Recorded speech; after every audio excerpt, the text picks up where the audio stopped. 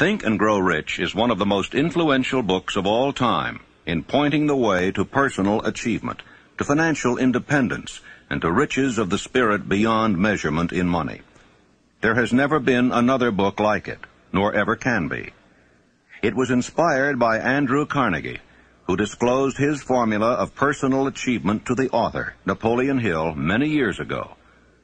Carnegie not only made himself a multimillionaire, but he made millionaires of more than a score of men to whom he taught his secret. Another 500 wealthy men revealed the source of their riches to Napoleon Hill, who has spent a lifetime of research in bringing their message to people in all walks of life who are willing to give their thoughts, ideas, and organized plans in return for riches. The riches within your grasp cannot always be measured in money. There are great riches in lasting friendships, harmonious family relationships, sympathy and understanding between business associates, an inner harmony which brings peace of mind measurable only in spiritual values. The philosophy of Think and Grow Rich will prepare you to attract and enjoy these higher estates which always have been and always will be denied to all except those who are ready for them. Everyone desires to be rich, but not everyone knows what constitutes enduring riches. And most people believe riches to consist only in material things that money can buy. Now here is a list of the 12 things which constitute real riches. Number 1, a positive mental attitude. Observe that it heads the list. And second, sound physical health. And third, harmony in human relations. And fourth, freedom from fear. And fifth, the hope of future achievement. And sixth, the capacity for applied faith. And 7, willingness to share one's blessings with others. 8, to be engaged in a labor of love. 9, an open mind on all subjects toward all people. 10, complete self-discipline. 11, wisdom with which to understand people. And 12, financial security. Observe, if you will, with great benefit, the fact that money comes at the end of the list of the 12 things that make men rich.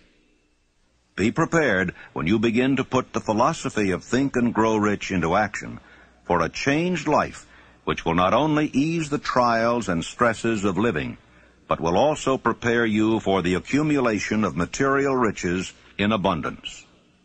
In every chapter of this book, mention has been made of the money-making secret which has made fortunes for hundreds of exceedingly wealthy men whom I have carefully analyzed over a long period of years.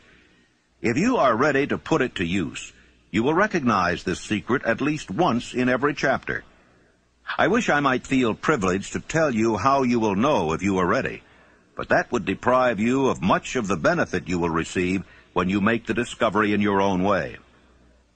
As a final word of preparation, before you begin the first chapter, may I offer one brief suggestion which may provide a clue by which the Carnegie secret may be recognized.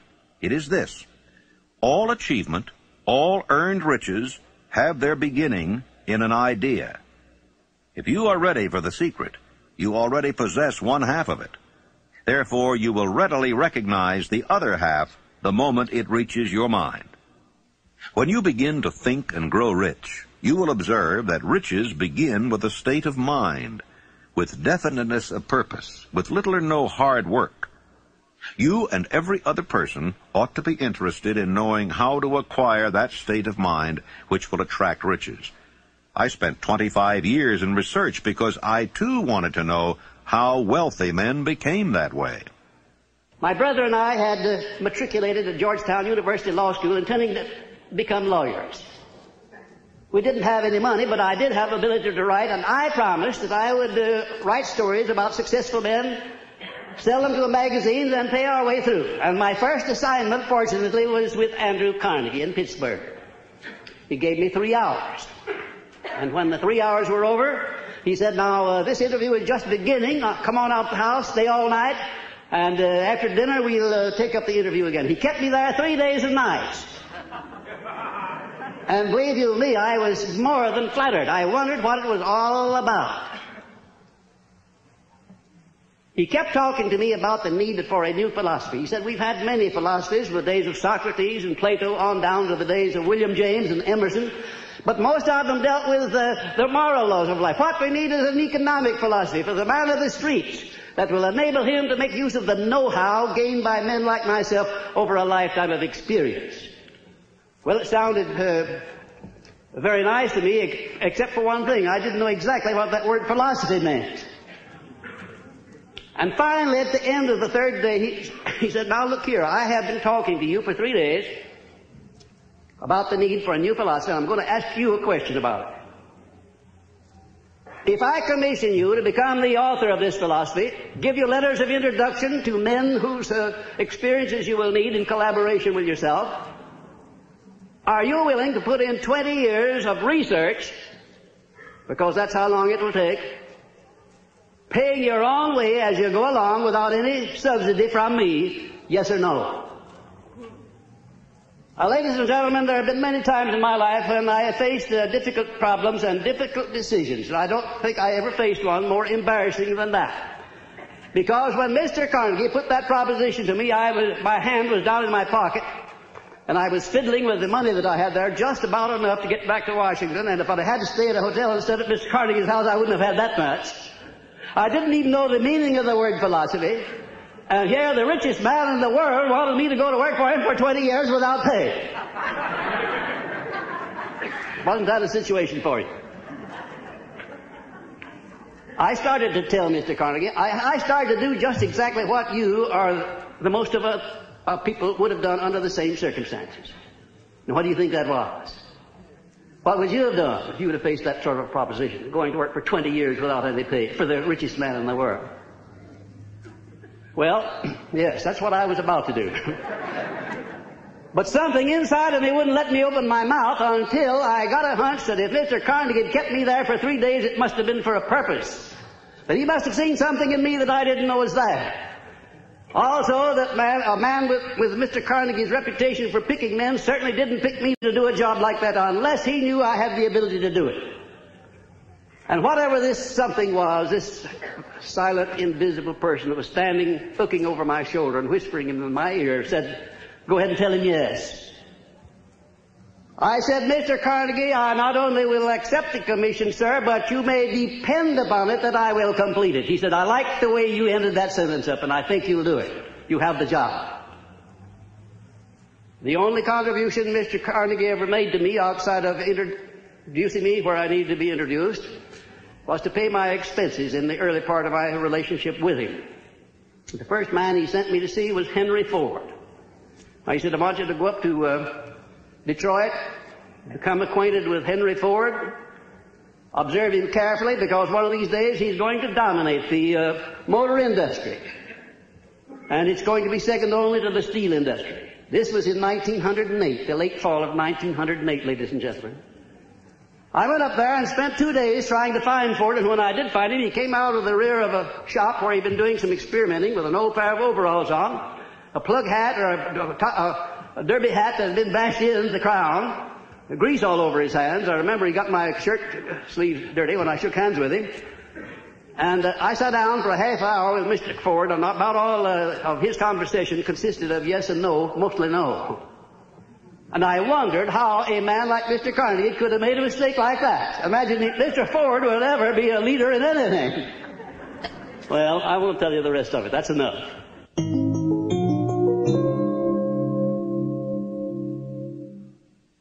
Desire. The starting point of all achievement. The first step toward riches. A long while ago, a great warrior faced a situation which made it necessary for him to make a decision which ensured his success on the battlefield. He was about to send his armies against a powerful foe, whose men outnumbered his own. He loaded his soldiers into boats, sailed to the enemy's country, unloaded soldiers and equipment, then gave the order to burn the ships that had carried them. Addressing his men before the first battle, he said, "You see the boats going up in smoke. That means that we cannot leave these shores alive unless we win. We now have no choice. We win or we perish." They won. Every person who wins in an undertaking must be willing to burn his ships and cut all sources of retreat. Only by so doing can one be sure of maintaining that state of mind known as a burning desire to win, essential to success. Every human being who reaches the age of understanding of the purpose of money wishes for it. Wishing will not bring riches, but desiring riches with a state of mind that becomes an obsession, then planning definite ways and means to acquire riches, and backing those plans with persistence which does not recognize failure, will bring riches. 6 ways to turn desires into gold. The method by which desire for riches can be transmuted into its financial equivalent consists of 6 definite practical steps. That is, first, fix in your mind the exact amount of money you desire. It is not sufficient merely to say, "I want plenty of money." Be definite as to the amount. There is a psychological reason for definiteness, which will be described in a subsequent chapter. Second, determine exactly what you intend to give in return for the money you desire. There is no such reality as something for nothing. Third, establish a definite date when you intend to possess the money you desire. Fourth, create a definite plan for carrying out your desire, and begin at once, whether you are ready or not, to put this plan into action. Fifth, write out a clear, concise statement of the amount of money you intend to acquire, name the time limit for its acquisition, state what you intend to give in return for the money, and describe clearly the plan through which you intend to accumulate it. Sixth, read your written statement aloud twice daily, once just before retiring at night and once after arising in the morning. As you read, see and feel and believe yourself already in possession of the money. It is important that you follow the instructions described in these 6 steps. It is especially important that you observe and follow the instructions in the 6th paragraph. You may complain that it's impossible for you to see yourself in possession of money before you actually have it. Here is where a burning desire will come to your aid. If you truly desire money so keenly that your desire is an obsession, you will have no difficulty in convincing yourself that you will acquire it. The object is to want money and to become so determined to have it that you convince yourself you will have it. Can you imagine yourself a millionaire? To the uninitiated, who has not been schooled in the working principles of the human mind, these instructions may appear impractical. It may be helpful to all who fail to recognize the soundness of the 6 steps to know that the information they convey was received from Andrew Carnegie, who began as an ordinary laborer in the steel mills, but managed, despite his humble beginning, to make these principles yield him a fortune of considerably more than $100 million.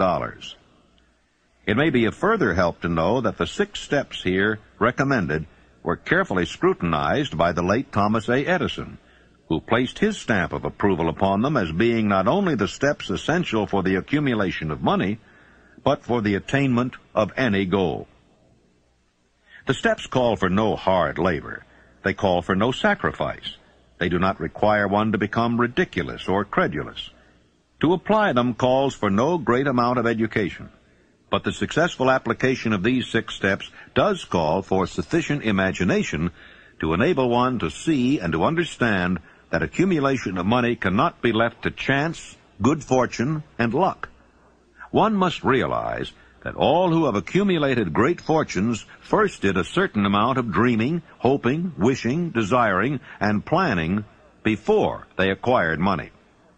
You may as well know right here that you can never have riches in great quantity unless you can work yourself into a white heat of desire for money and actually believe you will possess it. If the thing you wish to do is right and you believe in it, go ahead and do it. Put your dream across, and never mind what they say if you meet with temporary defeat, for they, perhaps, do not know that every failure brings with it the seed of an equivalent success. Thomas Edison dreamed of a lamp that could be operated by electricity, began where he stood to put his dream into action, and despite more than 10,000 failures, he stood by that dream until he had made it a physical reality.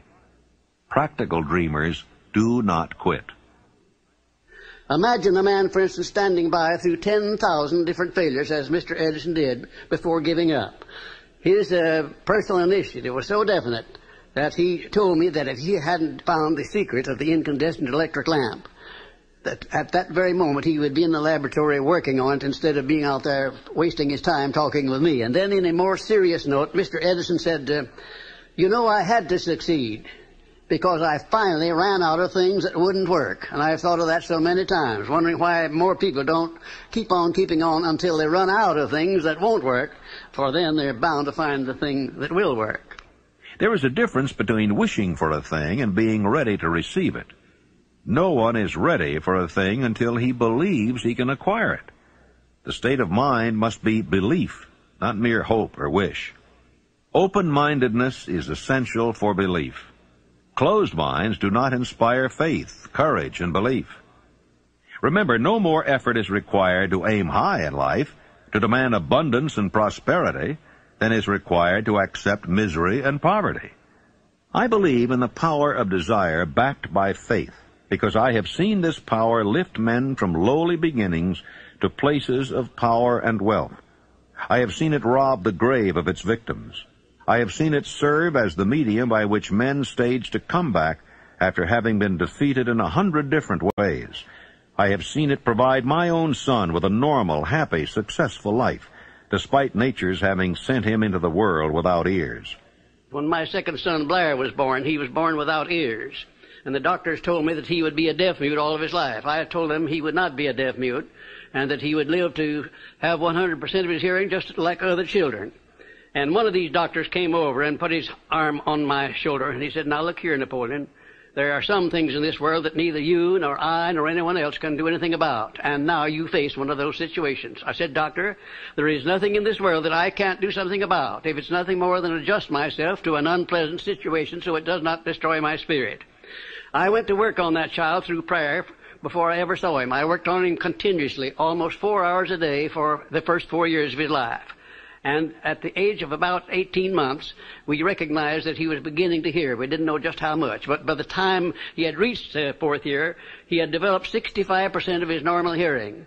And in his 3rd year in college, in the University of West Virginia, the Acousticon Company, manufacturer of hearing aids, heard about this unusual case, the only one of its kind in the world where a child born without ears ever learned to hear. Came down to the University of West Virginia and made him a special hearing aid that gave him the other 35% of his hearing, and Blair today has 100% of his hearing just exactly like I said he would. It's almost one of the modern miracles of medical science that this thing happened, and the doctors today don't know exactly how it did happen. I'm not so sure that I did, but I know what I was doing to help bring it about.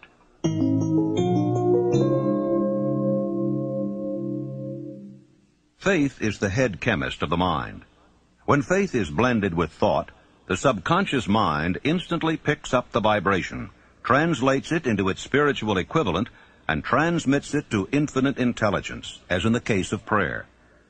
The emotions of faith, love, and sex are the most powerful of all the major positive emotions. When the three are blended, they have the effect of coloring thought in such a way that it instantly reaches the subconscious mind, where it is changed into its spiritual equivalent, the only form that induces a response from infinite intelligence. How to develop faith? There comes now a statement which will give a better understanding of the importance the principle of autosuggestion assumes in the transmutation of desire into its physical or monetary equivalent. Namely, faith is a state of mind which may be induced or created by affirmation or repeated instructions to the subconscious mind through the principle of autosuggestion. Repetition of affirmation of orders to your subconscious mind is the only known method of voluntary development of the emotion of faith. No one is doomed to bad luck. There are millions of people who believe themselves doomed to poverty and failure because of some strange force over which they believe they have no control. They are the creators of their own misfortunes because of this negative belief. which is picked up by the subconscious mind and translated into its physical equivalent. In language which any normal human being can understand, we will describe all that is known about the principle through which faith may be developed where it does not already exist. Have faith in yourself, faith in the infinite. Before we begin, you should be reminded again that faith is the eternal elixir which gives life, power, and action to the impulse of thought. The foregoing sentence is worth reading a second time, and a third, and a fourth. It is worth reading aloud. Faith is the starting point of all accumulation of riches. Faith is the basis of all miracles and all mysteries which cannot be analyzed by the rules of science. Faith is the only known antidote for failure. Faith is the element, the chemical, which, when mixed with prayer, gives one direct communication with infinite intelligence. Faith is the element which transforms the ordinary vibration of thought created by the finite mind of man into the spiritual equivalent. Faith is the only agency through which the cosmic force of infinite intelligence can be harnessed and used by man. Thoughts which are mixed with any of the feelings of emotions constitute a magnetic force which attracts other similar or related thoughts. Now let us go back to the starting point and become informed as to how the original seed of an idea, plan, or purpose may be planted in the mind. The information is easily conveyed. Any idea, plan, or purpose may be placed in the mind through repetition of thought. This is why you are asked to write out a statement of your major purpose or definite chief aim, commit it to memory, and repeat it in audible words day after day until these vibrations of sound have reached your subconscious mind. Resolve to throw off the influences of any unfortunate environment and to build your own life to order. Taking inventory of mental assets and liabilities, you may discover that your greatest weakness is lack of self-confidence. This handicap can be surmounted and timidity translated into courage through the aid of the principle of autosuggestion. The application of this principle may be made through a simple arrangement of positive thought impulses stated in writing, memorized, and repeated until they become a part of the working equipment of the subconscious faculty of your mind. Self-confidence formula. First, I know that I have the ability to achieve the object of my definite purpose in life. Therefore, I demand of myself persistent, continuous action toward its attainment, and I here and now promise to render such action. Second, I realize the dominating thoughts of my mind will eventually reproduce themselves in outward physical action and gradually transform themselves into physical reality.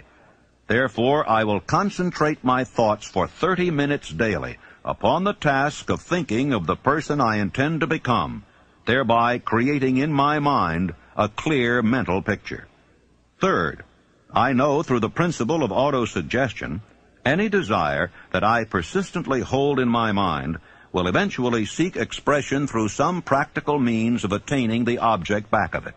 Therefore, I will devote 10 minutes daily to demanding of myself the development of self-confidence. Fourth, I have clearly written down a description of my definite chief aim in life, and I will never stop trying until I shall have developed sufficient self-confidence for its attainment. Fifth, I fully realize that no wealth or position can long endure unless built upon truth and justice. Therefore, I will engage in no transaction which does not benefit all whom it affects. I will succeed by attracting to myself the forces I wish to use and the cooperation of other people. I will induce others to serve me because of my willingness to serve others. I will eliminate hatred, envy, jealousy, selfishness, and cynicism by developing love for all humanity, because I know that a negative attitude toward others can never bring me success. I will cause others to believe in me because I will believe in them and in myself. I will sign my name to this formula, commit it to memory, and repeat it aloud once a day, with full faith that it will gradually influence my thoughts and actions so that I will become a self-reliant and successful person.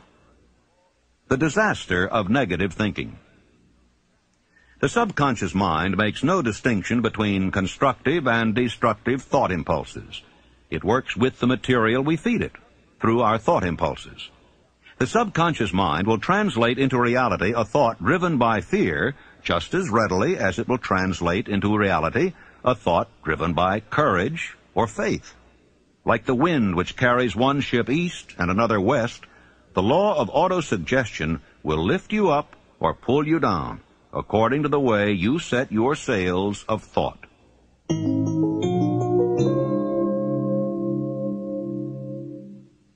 Autosuggestion, the medium for influencing the subconscious mind, the third step toward riches. Autosuggestion is a term which applies to all suggestions and all self-administered stimuli which reach one's mind through the five senses. Stated in another way, autosuggestion is self-suggestion. It is the agency of communication between that part of the mind where conscious thought takes place, and that which serves as the seat of action for the subconscious mind. See and feel money in your hands. You were instructed in the last of the 6 steps described in the chapter on desire to read aloud twice daily the written statement of your desire for money, and to see and feel yourself in possession of the money. By following these instructions, you communicate the object of your desire directly to your subconscious mind in a spirit of absolute faith. Through repetition of this procedure, you voluntarily create thought habits which are favorable to your efforts to transmute desire into its monetary equivalent.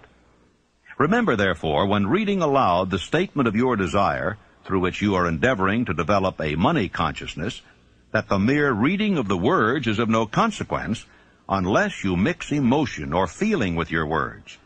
Your subconscious mind recognizes and acts only upon thoughts which have been well mixed with emotion or feeling. Plain, unemotional words do not influence the subconscious mind.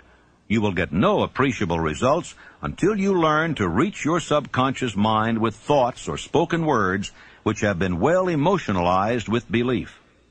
Do not become discouraged if you cannot control and direct your emotions the first time you try to do so. Remember, there is no such possibility as something for nothing. You cannot cheat, even if you desire to do so.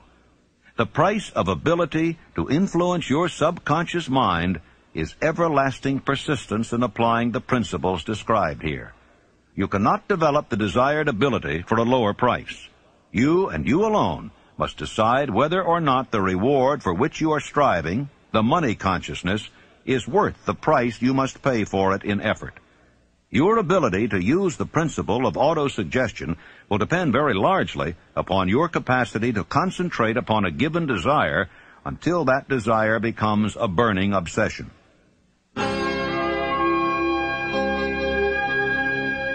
Please fast forward to the end and turn the tape over for proper cueing of side 2.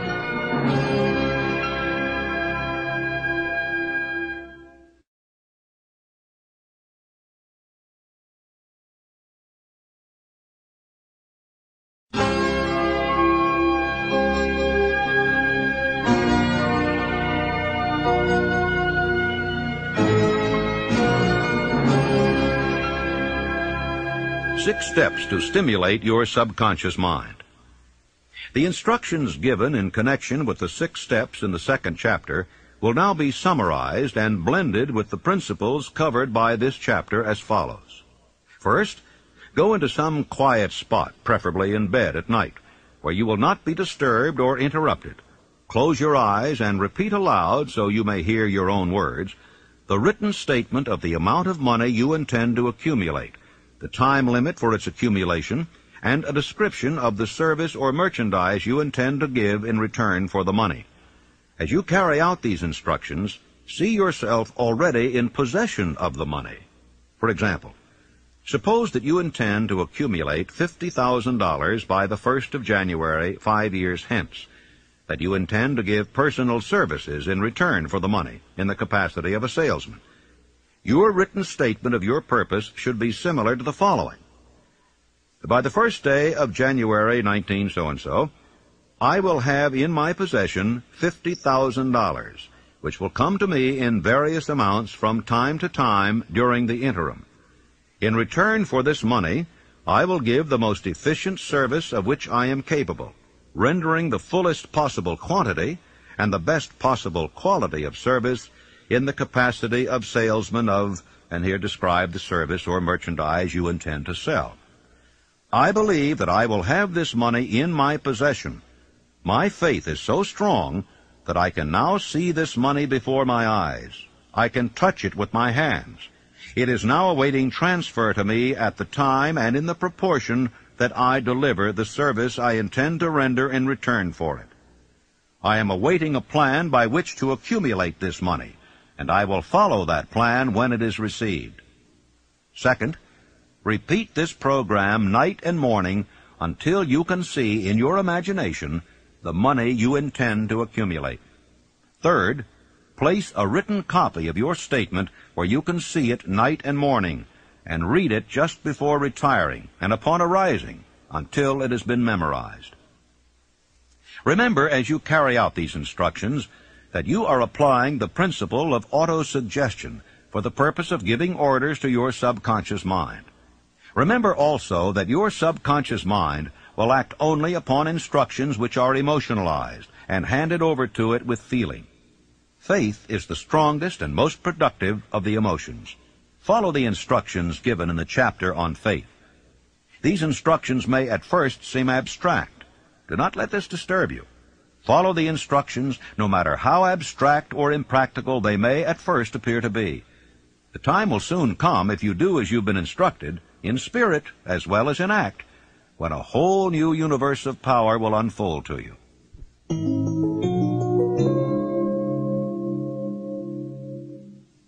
Specialized knowledge, personal experiences or observations, the fourth step toward riches. There are two kinds of knowledge. One is general, the other is specialized. General knowledge, no matter how great in quantity or variety it may be, is of but little use in the accumulation of money. The faculties of the great universities possess in the aggregate practically every form of general knowledge known to civilization. Most of the professors have but little money. They specialize on teaching knowledge, but they do not specialize on the organization or the use of knowledge. Knowledge will not attract money unless it is organized and intelligently directed through practical plans of action to the definite end of accumulation of money. Lack of understanding of this fact has been the source of confusion to millions of people who falsely believe that knowledge is power. It is nothing of the sort. Knowledge is only potential power. It becomes power only when and if it is organized into definite plans of action and directed to a definite end. This missing link in all systems of education may be found in the failure of educational institutions to teach their students how to organize and use knowledge after they acquire it. Many people make the mistake of assuming that because Henry Ford had but little schooling, he was not a man of education. Those who make this mistake do not understand the real meaning of the word educate. That word is derived from the Latin word educo, meaning to educe, to draw out, to develop from within. An educated man is not necessarily one which has an abundance of general or specialized knowledge. An educated man is one who has so developed the faculties of his mind that he may acquire anything he wants or its equivalent without violating the rights of others. You must remember that Mr. Edison only had 3 months of schooling in his entire life. Although he chose a work that called for the application of many of the sciences, he knew nothing about any of them. Now, you may wish to ask how in the world did he get along with only 3 months of schooling in the business of inventing, dealing with the sciences, and yet knowing nothing about any of them. I've been asked that question many times. Well, the answer is very simple. He got along by surrounding himself with men who did understand the sciences, technical men, educated men, and he used their brains just as successfully as if he had had the knowledge himself. As a matter of fact, every successful man in the upper brackets of achievement makes use of other people's knowledge and their influence and their education under the mastermind principle. Then there would be Mr. Andrew Carnegie, my sponsor. He came over to this country in the steerage, didn't have enough money to pay first-class fare on the boat. And he rose to a high position in the world by surrounding himself with men who knew more than he did, who could do the things that he wanted done. And I could name 100 others who started in low positions and rose to high positions in life by associating themselves with other people under the mastermind principle. The accumulation of great fortunes calls for power, and power is acquired through highly organized and intelligently directed specialized knowledge. But that knowledge does not necessarily have to be in the possession of the man who accumulates the fortune. The preceding paragraph should give hope and encouragement to the man with ambition to accumulate a fortune who has not possessed himself of the necessary education to supply such specialized knowledge as he may require. Men sometimes go through life suffering from inferiority complexes because they are not men of education. The man who can organize and direct a mastermind group of men who possess knowledge useful in the accumulation of money is just as much a man of education as any man in the group. Back of all ideas is specialized knowledge. Unfortunately, for those who do not find riches in abundance, specialized knowledge is more abundant and more easily acquired than ideas. Because of this very truth, there is a universal demand and an ever-increasing opportunity for the person capable of helping men and women to sell their personal services advantageously. Capability means imagination, the one quality needed to combine specialized knowledge with ideas in the form of organized plans designed to yield riches. If you have imagination, this chapter may present you with an idea sufficient to serve as the beginning of the riches you desire. Remember, the idea is the main thing. Specialized knowledge may be found just around the corner. Any corner.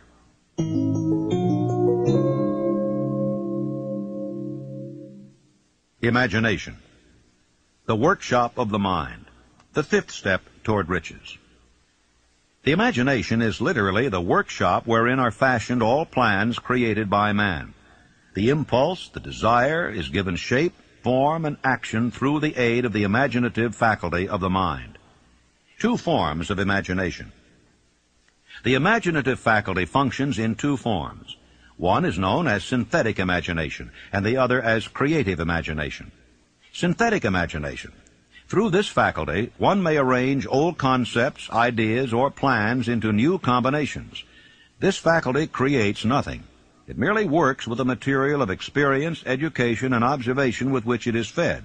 It is the faculty used most by the inventor, with the exception of the genius who draws upon the creative imagination when he cannot solve his problem through synthetic imagination.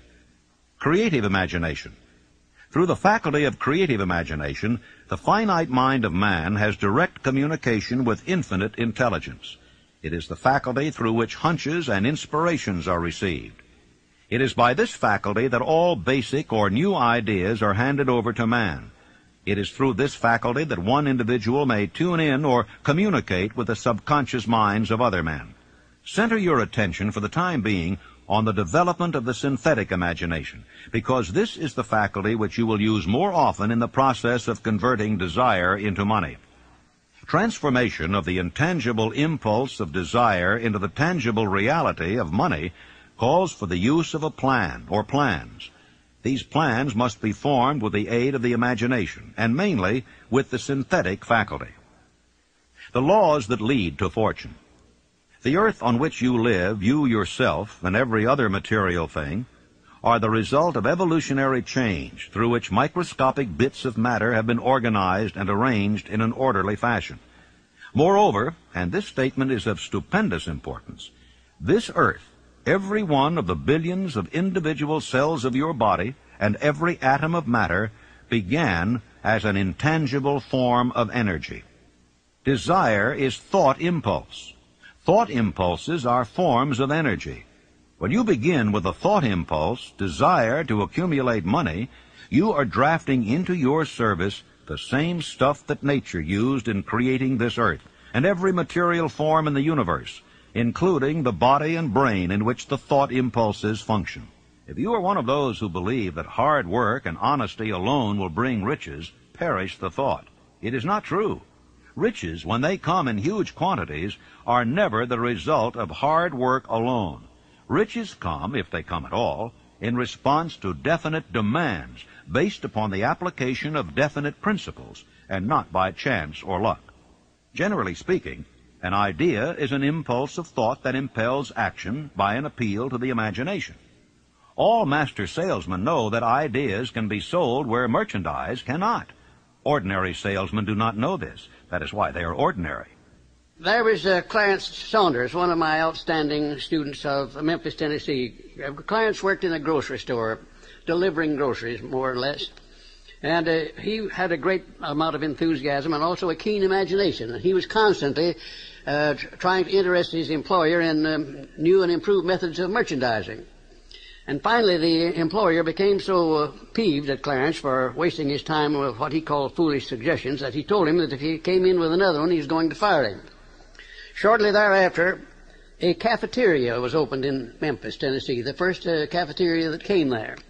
And when Clarence went out to his lunch that day, he saw a great line of people extending out onto the sidewalk, waiting to be served in the cafeteria. Out of curiosity, he got on the end of the line, and when he picked up his tray and filled it up, by the time he got down to the cashier or the checker, his imagination began to turn, and he said, what a wonderful thing this would be in our grocery business, to have a self-help grocery store so women could come in with a basket on their arm, pick up what they wanted, and pay for it at one place as they went out. It would save a lot of time, and it would save a lot of embarrassment. Well, Clarence could hardly wait until he got back to the store, and he rushed in and he said, well, boss, I have a multi-million-dollar idea, and the boss said, now, Clarence, you're fired. Clarence said, oh, no, I'm not. I resigned before I started to talk. Later on, I talked to the man who was Clarence's boss, and he said as near as he could figure, every word that he used in trying to fire Clarence had cost him $1 million. Because Clarence took his idea of self-help grocery stores to a firm who financed it under the name of Piggly Wiggly Stores, and he made $4 million during the first 4 years. An astounding illustration of what a man can do with an idea backed by the proper amount of enthusiasm.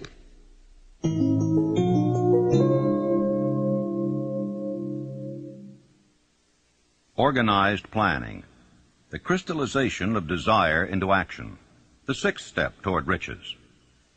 You have learned that everything man creates or acquires begins in the form of desire. That desire is taken on the first lap of its journey from the abstract to the concrete into the workshop of the imagination, where plans for its transition are created and organized. You will now be instructed how to build plans which will be practical, namely, A. Ally yourself with a group of as many people as you may need for the creation and carrying out of your plan or plans for the accumulation of money, making use of the mastermind principle described in a later chapter. Compliance with this instruction is absolutely essential. Do not neglect it.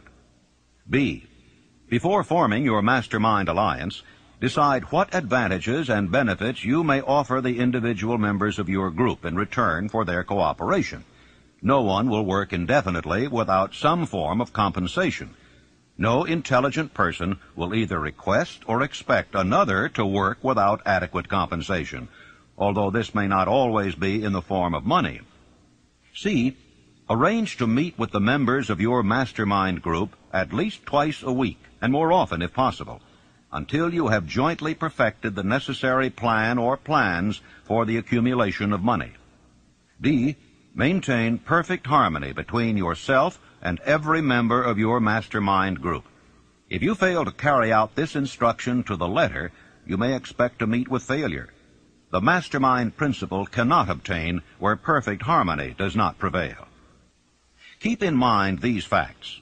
First, you are engaged in an undertaking of major importance to you. To be sure of success, you must have plans which are faultless. Second, you must have the advantage of the experience, education, native ability, and imagination of other minds. This is in harmony with the methods followed by every person who has accumulated a great fortune. The most intelligent man living cannot succeed in accumulating money, nor in any other undertaking, without plans which are practical and workable. Just keep this fact in mind, and remember when your plans fail that temporary defeat is not permanent failure. It may only mean that your plans have not been sound. Build other plans. Start all over again. No follower of this philosophy can reasonably expect to accumulate a fortune without experiencing temporary defeat. When defeat comes, accept it as a signal that your plans are not sound. Rebuild those plans and set sail once more toward your coveted goal. If you give up before your goal has been reached, you are a quitter. A quitter never wins, and a winner never quits. Lift this sentence out. Write it on a piece of paper in letters an inch high, and place it where you will see it every night before you go to sleep, and every morning before you go to work. Take my son Blair, for instance, who was born without any sign of ears. As a result of that adversity, he was trained to believe that it was not an adversity, that it was a blessing, because it would cause people to recognize his condition, and they'd go out of their way to be kind to him, and that's exactly the way it turned out. I have often said that my son Blair has made it possible to get through life with less resistance than his other two brothers who have all of their faculties. Adversity. I think I can tell you, had it not been for the many adversities which I experienced in the early part of my work with Andrew Carnegie, I never would have completed the science of personal achievement. I had adversity after adversity, but I learned to transmute those adversities into something constructive and to come up with something that would take the place of an adversity. Every time I failed, I said, well, this is just another opportunity that I have to prove that my philosophy can take care of the situation of failure. I learned to transmute all failures into successes. I also learned the difference between temporary defeat and failure. Most people accept defeat as permanent failure. Defeat is never failure. No circumstance is ever failure until it is accepted by the individual as such. And that's one of the greatest things that I learned about this principle of profiting by adversity. When you begin to select members for your mastermind group, endeavor to select those who do not take defeat seriously. Some people foolishly believe that only money can make money. This is not true. Desire, transmuted into its monetary equivalent through the principles laid down here, is the agency through which money is made. Money of itself is nothing but inert matter. It cannot move, think, or talk, but it can hear when a man who desires it calls it to come. Planning the sale of personal services. Intelligent planning is essential for success in any undertaking designed to accumulate riches. Here will be found detailed instructions to those who must begin the accumulation of riches by selling personal services. It should be encouraging to know that practically all the great fortunes began in the form of compensation for personal services, or from the sale of ideas. What else except ideas and personal services would one not possessed of property have to give in return for riches? The major attributes of leadership. The following are important factors of leadership. 1. Unwavering courage based upon knowledge of self and of one's occupation. No follower wishes to be dominated by a leader who lacks self-confidence and courage. No intelligent follower will be dominated by such a leader very long. 2. Self-control. The man who cannot control himself can never control others. Self-control sets a mighty example for one's followers, which the more intelligent will emulate. 3. A keen sense of justice. Without a sense of fairness and justice, no leader can command and retain the respect of his followers. 4. Definiteness of decision. The man who wavers in his decisions shows that he is not sure of himself, cannot lead others successfully. 5. Definiteness of plans. The successful leader must plan his work and work his plan. A leader who moves by guesswork without practical, definite plans is comparable to a ship without a rudder. Sooner or later he will land on the rocks. 6. The habit of doing more than paid for. One of the penalties of leadership is the necessity of willingness upon the part of the leader to do more than he requires of his followers. 7. A pleasing personality. No slovenly, careless person can become a successful leader. Leadership calls for respect. Followers will not respect a leader who does not grade high on all of the factors of a pleasing personality. 8. Sympathy and understanding. The successful leader must be in sympathy with his followers. Moreover, he must understand them and their problems. 9. Mastery of detail. Successful leadership calls for mastery of the details of the leader's position. 10. Willingness to assume full responsibility. The successful leader must be willing to assume responsibility for the mistakes and the shortcomings of his followers. If he tries to shift this responsibility, he will not remain the leader. If one of his followers makes a mistake and shows himself incompetent, the leader must consider that it is he who failed. 11. Cooperation. The successful leader must understand and apply the principles of cooperative effort and be able to induce his followers to do the same. Leadership calls for power, and power calls for cooperation. How to get the exact position you desire. Everyone enjoys doing the kind of work for which he is best suited. An artist loves to work with paints, a craftsman with his hands, a writer loves to write. Those with less definite talents have their preferences for certain fields of business and industry. If America does anything well, it offers a full range of occupations: tilling the soil, manufacturing, marketing, and the professions. First, decide exactly what kind of job you want. If the job doesn't already exist, perhaps you can create it. Second, choose the company or individual for whom you wish to work. Third, study your prospective employer as to policies, personnels, chances of advancement.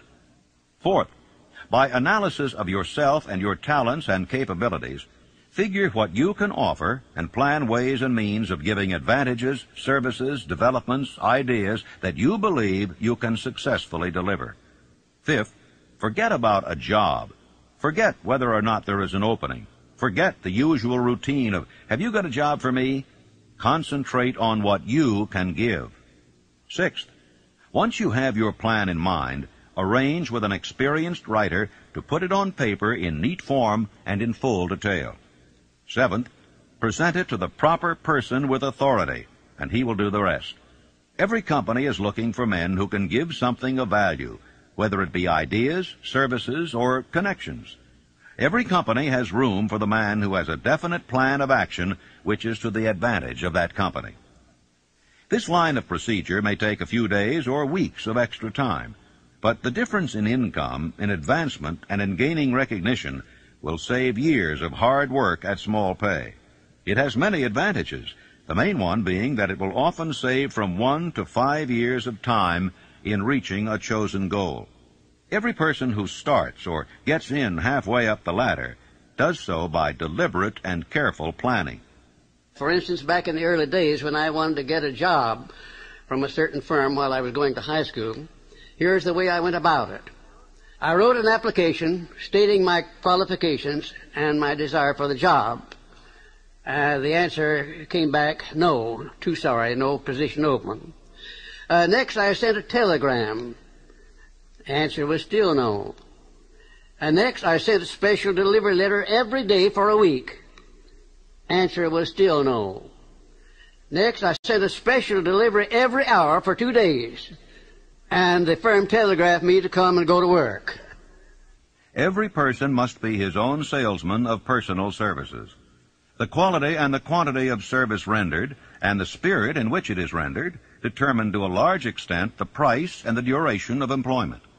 To market personal services effectively, which means a permanent market at a satisfactory price under pleasant conditions, one must adopt and follow the QQS formula, which means that quality plus quantity plus the proper spirit of cooperation equals perfect salesmanship of service. Remember the QQS formula, but do more. Apply it as a habit. Let us analyze the formula to make sure we understand exactly what it means. 1. Quality of service shall be construed to mean the performance of every detail in connection with your position in the most efficient manner possible, with the object of greater efficiency always in mind. 2. Quantity of service shall be understood to mean the habit of rendering all the service of which you are capable at all times, with the purpose of increasing the amount of service rendered as greater skill is developed through practice and experience. Emphasis is again placed on the word habit. 3. Spirit of service shall be construed to mean the habit of agreeable, harmonious conduct which will induce cooperation from associates and fellow employees. Well, let me relate my experience with Franklin D. Roosevelt in the White House in 1933, and will give you a fine indication of how the students of this philosophy may profit by this important principle. First of all, let me define the principle of going the extra mile. It means rendering more service and better service than you are paid to render, and doing it all the time, and doing it in a pleasing, positive mental attitude. When I went to work for the President in 1933, nothing was said at the beginning about how much I was to receive or who was to pay it. And I had been there about 3 months when one day Franklin D. Roosevelt asked me who was paying my salary and how much I was getting. And I said, well, Mr. President, that's something I would like to know myself. I haven't heard anything about it. And we talked on for a little while, and I said, well, now, Mr. President, you know, I have been serving you ever since you were Assistant Secretary of the Navy, and particularly while you were Governor of New York. And you will recall, of course, that up to this time I have never rendered you a bill or asked you to pay me $1 for my services, and I'm not going to start now. But if you insist upon it, suppose you put me on the payroll at $1 a year. And that's exactly what he did. Well, I took my typewriter down to the White House, and when I wasn't actually serving the President or some member of his staff or cabinet, I started writing books. I wrote 6 books that first year, among them Think and Grow Rich, the book that has made me popular all over the world, you might say. I had no intention of publishing that book when I was writing it. I was writing it to myself to keep my mind positive in those days of chaos. Well, some 3 years after I left the service of the President, I got out these manuscripts and read them, and I made up my mind that the only one worth publishing was Think and Grow Rich. And when I took it to my publisher, he said, well, what is in this book that leads you to believe it would sell? I said, you will have to read it to find out.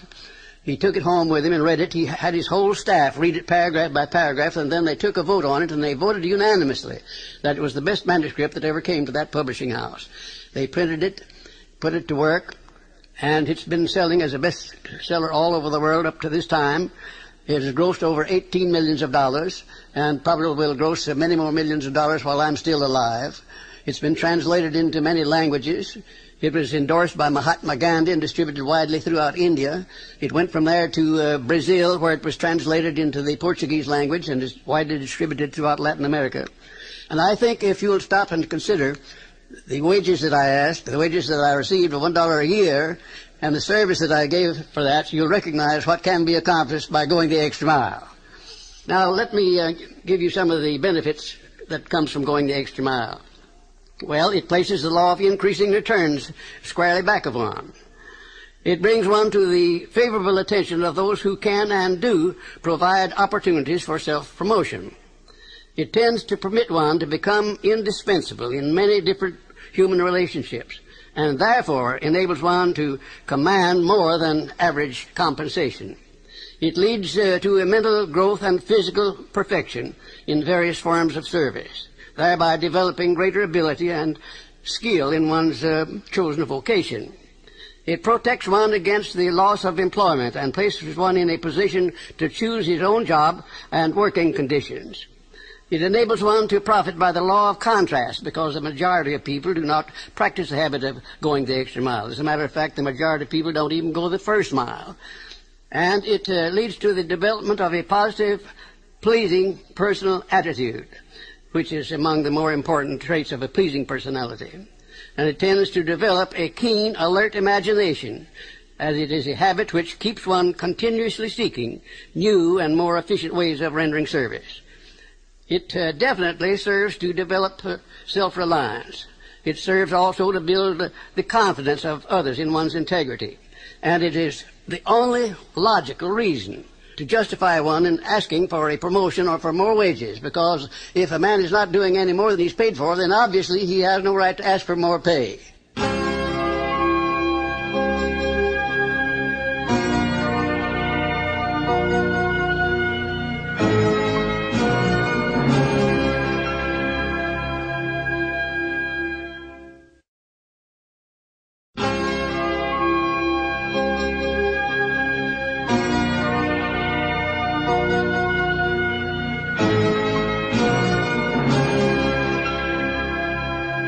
Do you know your own worth? The oldest of admonitions is, man, know thyself. If you market merchandise successfully, you must know the merchandise. The same is true in marketing personal services. You should know all of your weaknesses in order that you may either bridge them or eliminate them entirely. You should know your strength in order that you may call attention to it when selling your services. You can know yourself only through accurate analysis. Take inventory of yourself.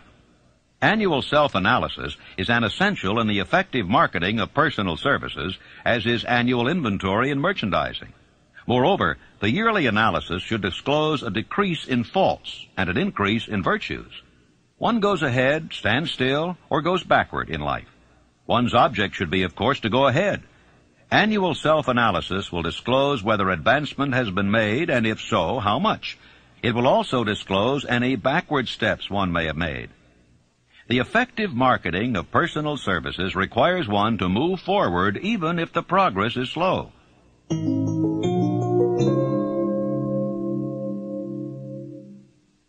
Decision.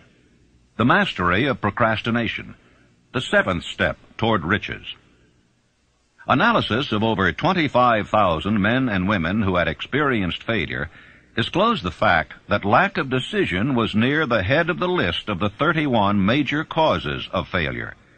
Procrastination, the opposite of decision, is a common enemy which practically every man must conquer. Analysis of several hundred people who had accumulated fortunes well beyond the $1 million mark disclosed the fact that every one of them had the habit of reaching decisions promptly and of changing these decisions slowly if and when they were changed. People who fail to accumulate money, without exception, have the habit of reaching decisions, if at all, very slowly, and of changing these decisions quickly and often. Tips on making your own decisions. The majority of people who fail to accumulate money sufficient for their needs are generally easily influenced by the opinions of others. They permit the newspapers and the gossiping neighbors to do their thinking for them. Opinions are the cheapest commodities on earth.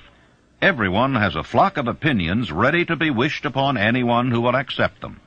Close friends and relatives, while not meaning to do so, often handicap one through opinions, and sometimes through ridicule, which is meant to be humorous. Thousands of men and women carry inferiority complexes with them all through life, because some well-meaning but ignorant person destroyed their confidence through opinions or ridicule. You have a brain and a mind of your own. Use it, and reach your own decisions. If you need facts or information from other people to enable you to reach decisions, as you probably will in many instances, acquire these facts or secure the information you need quietly, without disclosing your purpose. 56 who risked the gallows. The greatest decision of all time, as far as any American citizen is concerned, was reached in Philadelphia, July 4th, 1776, when 56 men signed their names to a document which they well knew would bring freedom to all Americans, or leave every one of the 56 hanging from a gallows. You have heard of this famous document, but you may not have drawn from it the great lesson in personal achievement it so plainly taught. We all remember the date of this momentous decision, but few of us realize what courage that decision required. We remember our history as it was taught. We remember dates and the names of the men who fought. We remember Valley Forge and Yorktown.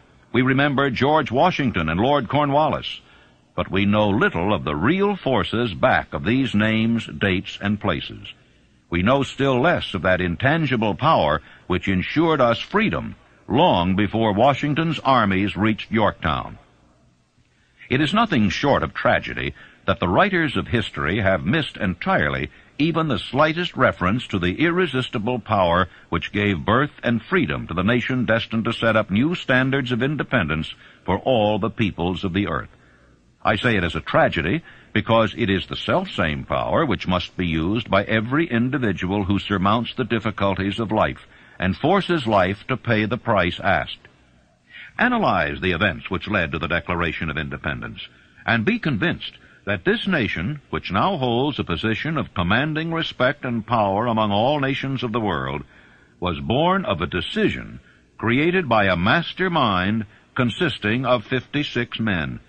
Note well the fact that it was their decision which ensured the success of Washington's armies, because the spirit of that decision was in the heart of every soldier who fought with him, and served as a spiritual power which recognizes no such thing as failure. Note also, with great personal benefit, that the power which gave this nation its freedom is the self-same power that must be used by every individual who becomes self-determining. This power is made up of the principles described in this book. It will not be difficult to detect in the story of the Declaration of Independence at least 6 of these principles: desire, decision, faith, persistence, the mastermind, and organized planning.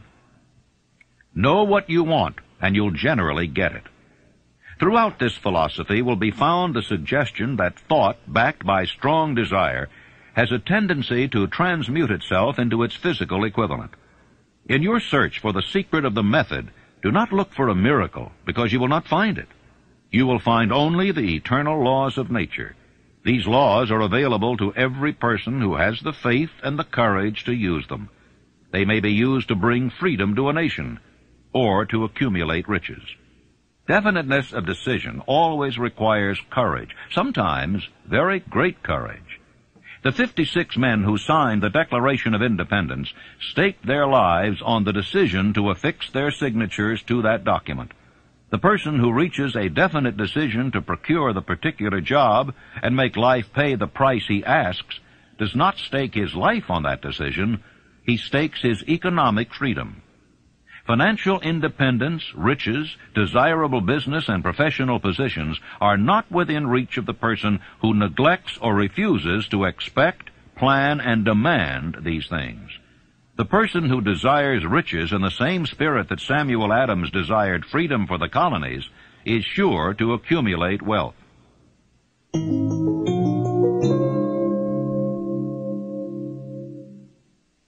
Persistence, the sustained effort necessary to induce faith. The 8th step toward riches.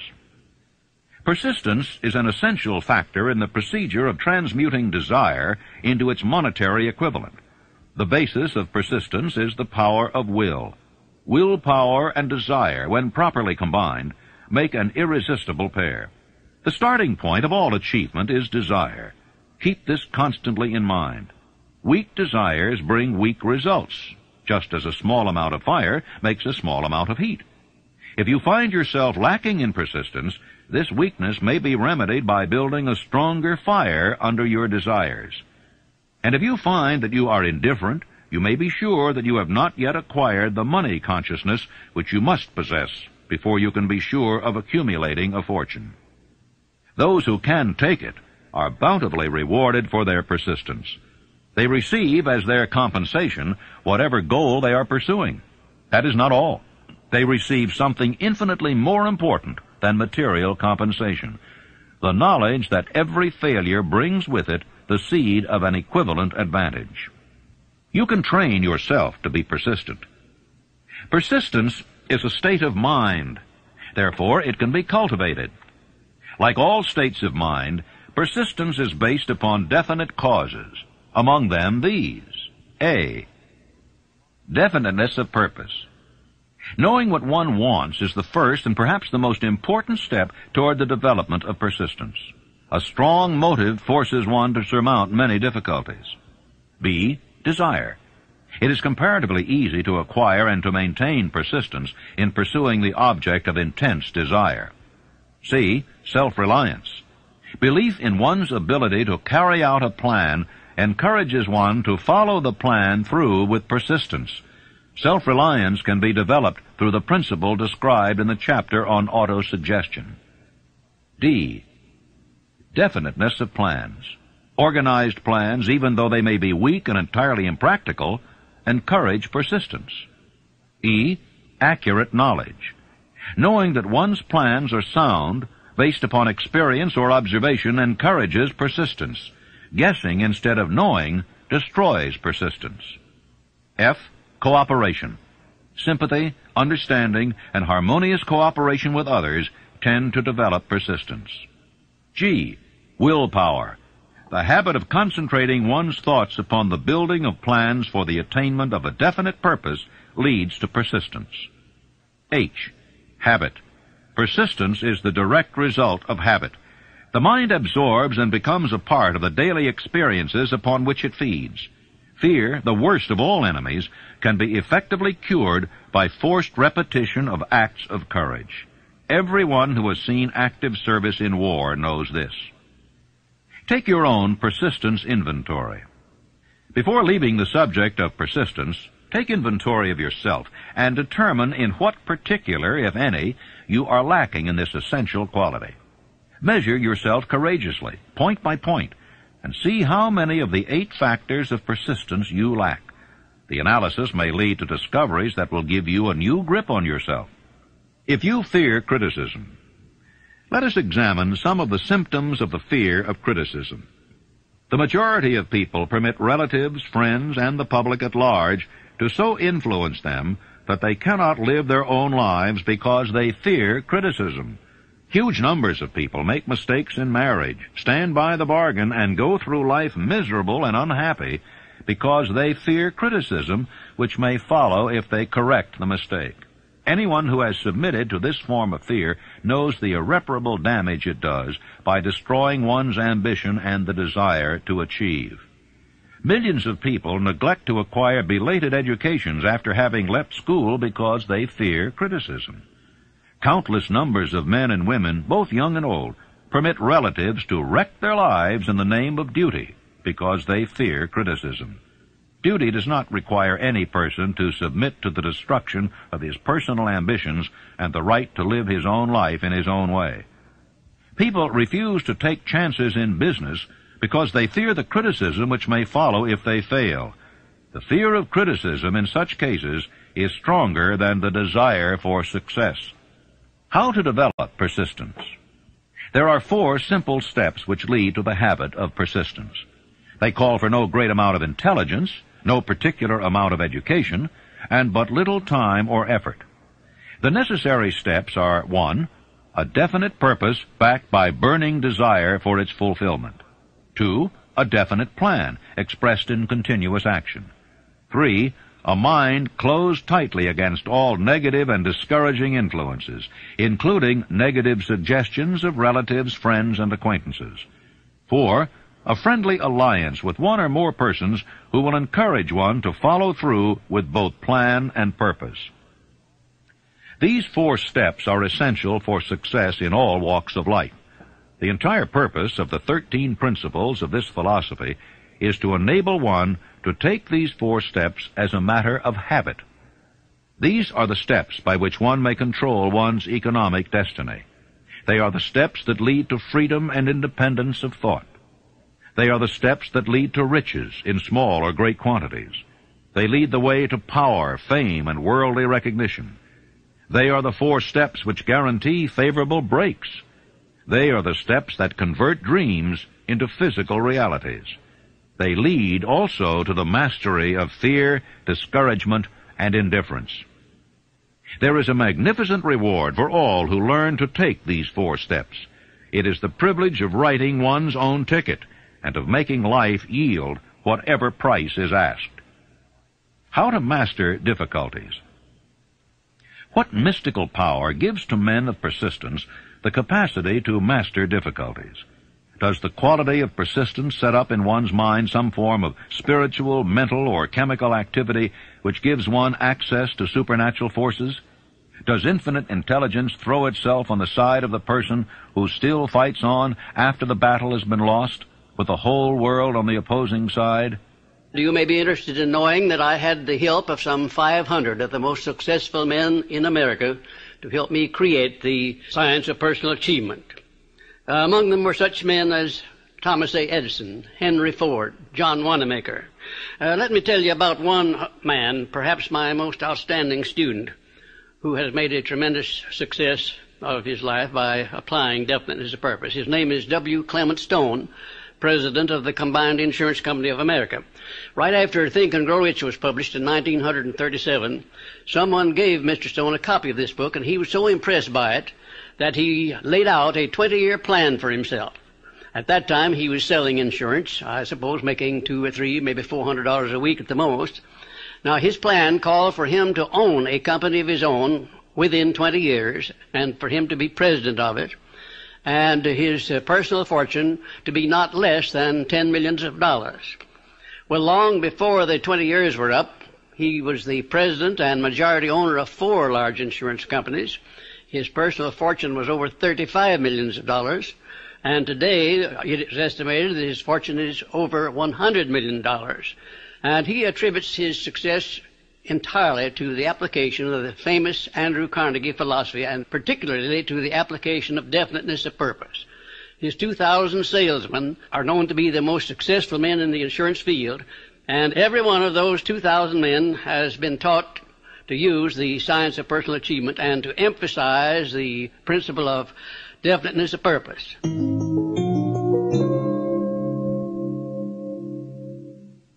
Power of the mastermind. The driving force, the 9th step toward riches. Power is essential for success in the accumulation of money. Plans are inert and useless without sufficient power to translate them into action. This chapter will describe the method by which an individual may attain and apply power. Power may be defined as organized and intelligently directed knowledge. Power, as the term is here used, refers to organized effort, sufficient to enable an individual to transmute desire into its monetary equivalent. Organized effort is produced through the coordination of effort of 2 or more people who work toward a definite end in a spirit of harmony. Power is required for the accumulation of money. Power is necessary for the retention of money after it has been accumulated. Let us ascertain how power may be acquired. If power is organized knowledge, let us examine the sources of knowledge. A. Infinite intelligence. This source of knowledge may be contacted through the procedure described in another chapter with the aid of creative imagination. B. Accumulated experience. The accumulated experience of man, or that portion of it which has been organized and recorded, may be found in any well-equipped public library. An important part of this accumulated experience is taught in public schools and colleges, where it has been classified and organized. C. Experiment and research. In the field of science, and in practically every other walk of life, men are gathering, classifying, and organizing new facts daily. This is the source to which one must turn when knowledge is not available through accumulated experience. Here, too, the creative imagination must often be used. Knowledge may be required from any of the foregoing sources. It may be converted into power by organizing it into definite plans, and by expressing those plans in terms of action. Gaining power through the mastermind. The mastermind may be defined as coordination of knowledge and effort in a spirit of harmony between 2 or more people for the attainment of a definite purpose. No individual may have great power without availing himself of the mastermind. In a preceding chapter, instructions were given for the creation of plans for the purpose of translating desire into its monetary equivalent. If you carry out these instructions with persistence and intelligence, and use discrimination in the selection of your mastermind group, your objective will have been halfway reached even before you begin to recognize it. So you may better understand the intangible potentialities of power available to you through a properly chosen mastermind group. We will here explain the 2 characteristics of the mastermind principle, one of which is economic in nature and the other psychic. The economic feature is obvious. Economic advantages may be created by any person who surrounds himself with the advice, counsel, and personal cooperation of a group of men who are willing to lend him wholehearted aid in a spirit of perfect harmony. This form of cooperative alliance has been the basis of nearly every great fortune. Your understanding of this great truth may definitely determine your financial status. The psychic phase of the mastermind principle is much more difficult to comprehend. You may catch a significant suggestion from this statement. No two minds ever come together without thereby creating a third invisible, intangible force which may be likened to a third mind. How to multiply your brain power. Man's brain may be compared to an electric battery. It is a well-known fact that a group of electric batteries will provide more energy than a single battery. It is also a well-known fact that an individual battery will provide energy in proportion to the number and capacity of the cells it contains. The brain functions in a similar fashion. This accounts for the fact that some brains are more efficient than others, and leads to this significant statement. A group of brains, coordinated or connected in a spirit of harmony, will provide more thought energy than a single brain, just as a group of electric batteries will provide more energy than a single battery. Through this metaphor, it becomes immediately obvious that the mastermind principle holds the secret of the power wielded by men who surround themselves with other men of brains. There follows now another statement which will lead still nearer to an understanding of the psychic phase of the mastermind principle. When a group of individual brains are coordinated and function in harmony, the increased energy created through that alliance becomes available to every individual brain in the group. It is a well-known fact that Henry Ford began his business career under the handicap of poverty, illiteracy, and ignorance. It is an equally well-known fact that within the inconceivably short period of 10 years, Mr. Ford mastered these three handicaps, and that within 25 years, he made himself one of the richest men in America.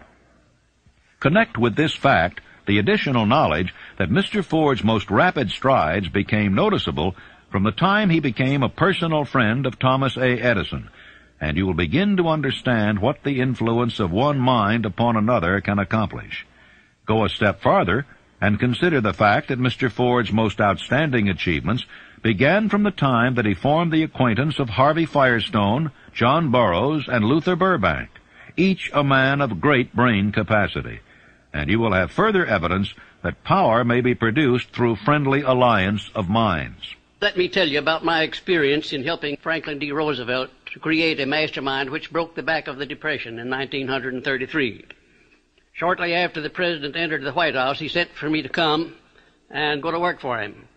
We created one of the most outstanding masterminds that this nation has ever known, perhaps. It consisted of both houses of Congress working in harmony with the President, something that never had been done before and never has been done since, probably to the extent that we accomplished it there in 1933. The majority of the newspaper publishers of America, regardless of their political leanings, practically every one of them got behind the President as a result of this mastermind operation which we set up at the White House. And the radio station operators, without any reference whatsoever to their political leanings, they got behind the President and they used the material which I prepared to send out to go over the air. In other words, material that we used to sell the good features of the United States instead of dwelling upon the bad ones. And then the churches of all denominations, I have never seen such a job as they did. The priests and the clergymen of all denominations went into their pulpits and they did a wonderful job of selling the United States of America to the people. Then the leaders of both the major political parties, they crossed party lines. There were no Democrats and no Republicans, no anything else in Congress. They were nothing but Americans helping the President of the United States to bring this country out of chaos. And then most of all, there was a majority of the American people of all political and religious leanings. I have never seen the people of the United States get behind a president so squarely as they did behind FDR in those perilous days of 1933. Now, here was a mastermind alliance that served a great purpose at a time of need. And I hope to see the time come when I may contribute my services in building a mastermind alliance that will permanently serve the President of the United States as it did in 1933.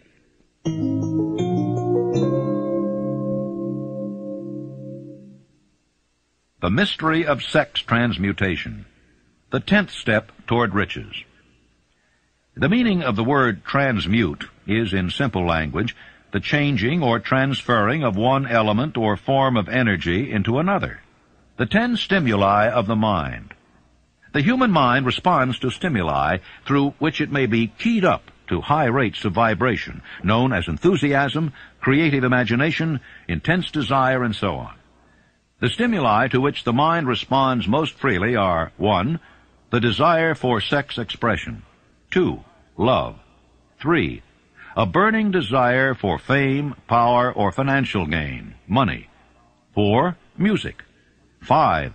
Friendship between either those of the same sex or those of the opposite sex. 6.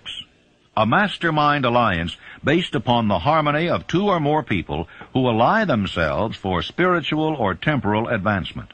7. Mutual suffering, such as that experienced by people who are persecuted. 8. Autosuggestion. 9. Fear. 10. Narcotics and alcohol. The desire for sex expression comes at the head of the list of stimuli, which most effectively step up the mind and start the wheels of physical action. 8 of these stimuli are natural and constructive. 2 are destructive. When brain action has been stimulated through 1 or more of the 10 mind stimulants, it has the effect of lifting the individual far above the horizon of ordinary thought, and permits him to envision distance, scope, and quality of thoughts not available on the lower plane, such as that occupied while one is engaged in the solution of the problems of business and professional routine. The world is ruled and the destiny of civilization is established by the human emotions. People are influenced in their actions not by reason so much as by feelings. The creative faculty of the mind is set into action entirely by emotions, and not by cold reason. The most powerful of all human emotions is that of sex. There are other mind stimulants, some of which have been listed, but no one of them, nor all of them combined, can equal the driving power of sex. A mind stimulant is any influence which will either temporarily or permanently increase the intensity of thought. The 10 major stimulants described are those most commonly resorted to. Through these sources, one may commune with infinite intelligence, or enter at will the storehouse of the subconscious mind, either one's own or that of another person, a procedure which is all there is of genius. The emotion of sex is an irresistible force against which there can be no such opposition as an immovable body. When driven by this emotion, men become gifted with a superpower for action. Understand this truth, and you will catch the significance of the statement that sex transmutation contains the secret of creative ability. The transmutation of sex energy calls for the exercise of willpower, to be sure, but the reward is worth the effort. The desire for sexual expression is inborn and natural. The desire cannot and should not be submerged or eliminated, but it should be given an outlet through forms of expression which enrich the body, mind, and spirit of man. Sex alone is a mighty urge to action, but its forces are like a cyclone. They are often uncontrollable. When the emotion of love begins to mix itself with the emotion of sex, the result is calmness of purpose, poise, accuracy of judgment, and balance. Love is, without question, life's greatest experience. It brings one into communion with infinite intelligence. When mixed with the emotions of romance and sex, it may lead one far up the ladder of creative effort. The emotions of love, sex, and romance are sides of the eternal triangle of achievement-building genius. Love is an emotion with many sides, shades, and colors. But the most intense and burning of all kinds of love is that experienced in the blending of the emotions of love and sex. When the emotion of romance is added to those of love and sex, the obstructions between the finite mind of man and infinite intelligence are removed. Then a genius has been born.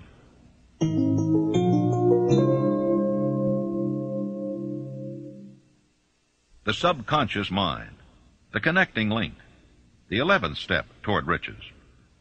The subconscious mind consists of a field of consciousness in which every impulse of thought that reaches the conscious mind through any of the 5 senses is classified and recorded, and from which thoughts may be recalled or withdrawn as letters may be taken from a filing cabinet.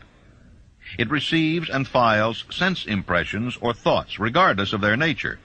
You may voluntarily plant in your subconscious mind any plan, thought, or purpose which you desire to translate into its physical or monetary equivalent. The subconscious acts first on the dominating desires which have been mixed with emotional feelings, such as faith. You cannot entirely control your subconscious mind, but you can voluntarily hand over to it any plan, desire, or purpose which you wish transformed into concrete form. After you have accepted as a reality the existence of the subconscious mind and understand its possibilities as a medium for transmuting your desires into their physical or monetary equivalent, you will comprehend the full significance of the instructions given in the chapter on desire. You will also understand why you have been repeatedly admonished to make your desires clear and to reduce them to writing. You will also understand the necessity of persistence in carrying out instructions. The 13 principles are the stimuli with which you acquire the ability to reach and to influence your subconscious mind. Do not become discouraged if you cannot do this upon the first attempt. Remember that the subconscious mind may be voluntarily directed only through habit under the directions given in the chapter on faith. You have not yet had time to master faith. Be patient. Be persistent.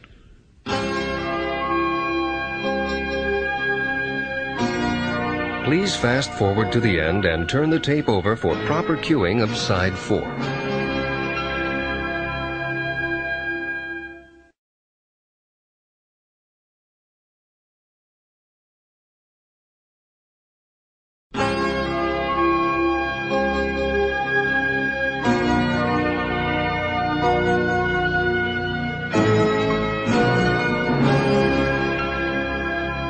All thought impulses, intended for transmutation into their physical equivalent, voluntarily planted in the subconscious mind, must pass through the imagination and be mixed with faith. The mixing of faith with a plan or purpose intended for submission to the subconscious mind may be done only through the imagination. From these statements, you will readily observe that voluntary use of the subconscious mind calls for coordination and application of all the principles. You are preparing yourself to influence and control the inner audience of your subconscious mind in order to hand over to it the desire for money, which you wish transmuted into its monetary equivalent. It is essential, therefore, that you understand the method of approach to this inner audience. You must speak its language, or it will not heed your call. It understands best the language of emotion or feeling. Let us therefore describe here the 7 major positive emotions and the 7 major negative emotions, so that you may draw upon the positives and avoid the negatives when giving instructions to your subconscious mind. The 7 major positive emotions: the emotion of desire, the emotion of faith, the emotion of love, the emotion of sex, the emotion of enthusiasm, the emotion of romance, the emotion of hope. There are other positive emotions, but these are the 7 most powerful and the ones most commonly used in creative effort.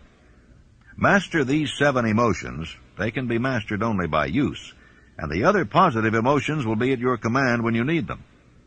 Remember in this connection that you are studying a book which is intended to help you develop a money consciousness by filling your mind with positive emotions.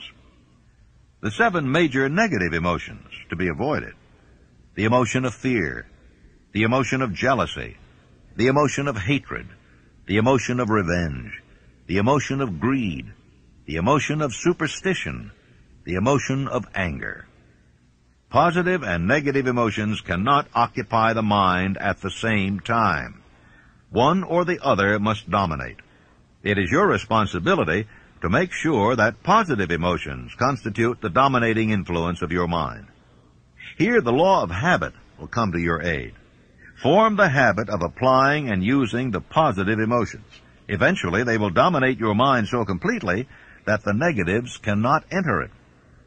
Only by following these instructions literally and continuously can you gain control over your subconscious mind. The presence of a single negative in your conscious mind is sufficient to destroy all chances of constructive aid from your subconscious mind.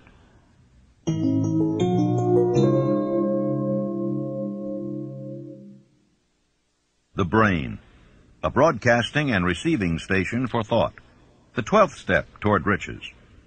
More than 40 years ago, the author, working in conjunction with the late Dr. Alexander Graham Bell and Dr. Elmer R. Gates, observed that every human brain is both a broadcasting and receiving station for the vibration of thought.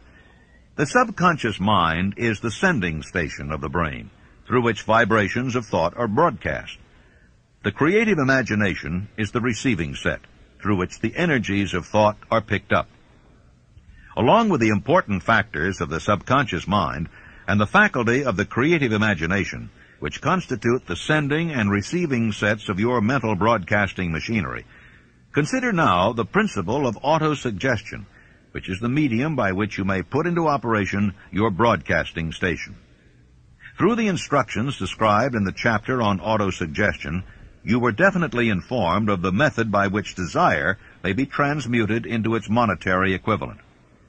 Operation of your mental broadcasting station is a comparatively simple procedure. You have but 3 principles to bear in mind and to apply when you wish to use your broadcasting station: the subconscious mind, creative imagination, and autosuggestion. The stimuli through which you put these 3 principles into action have been described, and the procedure begins with desire. The greatest forces are intangible. Through the ages which have passed, man has depended too much upon his physical senses, and has limited his knowledge to physical things, which he could see, touch, weigh, and measure. We are now entering the most marvelous of all ages, an age which will teach us something of the intangible forces of the world about us. Perhaps we shall learn, as we pass through this age, that the other self is more powerful than the physical self we see when we look into a mirror. Sometimes men speak lightly of the intangibles, the things which they cannot perceive through any of their 5 senses, and when we hear them, it should remind us that all of us are controlled by forces which are unseen and intangible. The whole of mankind has not the power to cope with nor to control the intangible force wrapped up in the rolling waves of the ocean. Man has not the capacity to understand the intangible force of gravity, which keeps this little earth suspended in space, and keeps man from falling from it, much less the power to control that force. Man is entirely subservient to the intangible force which comes with a thunderstorm, and he is just as helpless in the presence of the intangible force of electricity. Nor is this by any means the end of man's ignorance in connection with things unseen and intangible. He does not understand the intangible force and intelligence wrapped up in the soil of the earth, the force which provides him with every morsel of food he eats, every article of clothing he wears, every dollar he carries in his pockets. The power of thought is the only thing over which you have complete, unchallenged, and unchallengeable control. Controlled by power of will. In giving human beings control over but one thing, the Creator must have chosen the most important of all things. This is a stupendous fact that merits your most profound consideration. If you give it this sort of consideration, you will discover for yourself the rich promises available to those who become masters of their own mind power through self-discipline.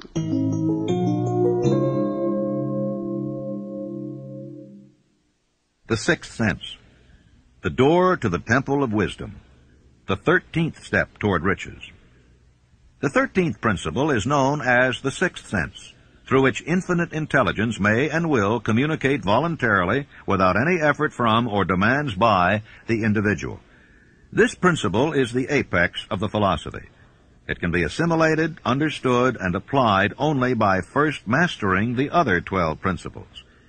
The 6th sense is that portion of the subconscious mind which has been referred to as the creative imagination. It has also been referred to as the receiving set, through which ideas, plans, and thoughts flash into the mind. The flashes are sometimes called hunches or inspiration. The 6th sense defies description. It cannot be described to a person who has not mastered the other principles of this philosophy, because such a person has no knowledge and no experience with which the 6th sense may be compared. Miracles of the 6th sense. The author is not a believer in, nor the advocate of miracles, for the reason that he has enough knowledge of nature to understand that nature never deviates from her established laws. Some of her laws are so incomprehensible that they produce what appear to be miracles. The sixth sense comes as near to being a miracle as anything I have ever experienced. This much the author does know, that there is a power or a first cause or an intelligence which permeates every atom of matter and embraces every unit of energy perceptible to man, that this infinite intelligence converts acorns into oak trees, causes water to flow downhill in response to the law of gravity, follows night with day and winter with summer, each maintaining its proper place and relationship to the other. This intelligence may, through the principles of this philosophy, be induced to aid in transmuting desires into concrete or material form. The author has this knowledge because he has experimented with it and has experienced it. Step by step through the preceding chapters, you have been led to this, the last principle. If you have mastered each of the preceding principles, you are now prepared to accept, without being skeptical, the stupendous claims made here. If you have not mastered the other principles, you must do so before you may determine definitely whether or not the claims made in this chapter are fact or fiction.